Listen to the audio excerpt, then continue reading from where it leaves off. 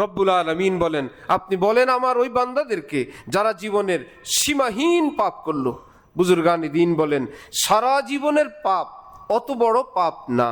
খুব খেয়াল করবেন, সারা জীবনের পাপাচার, নামাজ পড়ে নাই, রোজা রাখে নাই, নেশা করলো, নষ্টামি করলো, বদচরিত্র করলো, এই ধরনের বা আরো যত ধরনের সমস্ত পাপগুলো অত বড় পাপ না, আল্লাহ আমাকে ক্ষমা করবেন না, অথবা আল্লাহ অমুক ব্যক্তিকে ক্ষমা করবেন না, এই একটা কথা বা একটা ধারণা এর চাইতে বড় পাপ।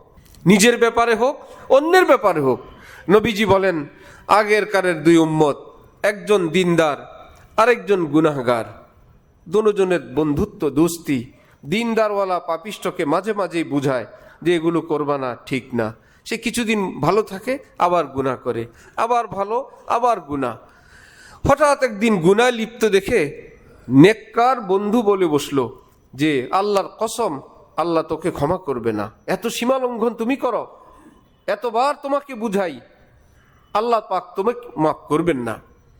ইন্তেকাল হইল।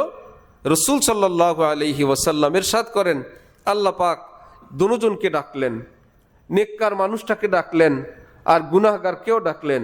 গুনাহগারকে জিজ্ঞেস করলেন যে তুমি কিছুদিন পর পর গুনাহ, তোমাকে বুঝানোর পর আবার গুনাহ, আবার গুনাহ, বিষয়টা কি বলো তো? আল্লাহ, আমি নফসের কারণে, শয়তানের কারণে গুনাহ করে ফেলি, কিন্তু আমার মনে একটা আওয়াজ আসে, আমার আল্লাহ একজন আছেন, আমাকে তিনি ক্ষমা করে দিবেন।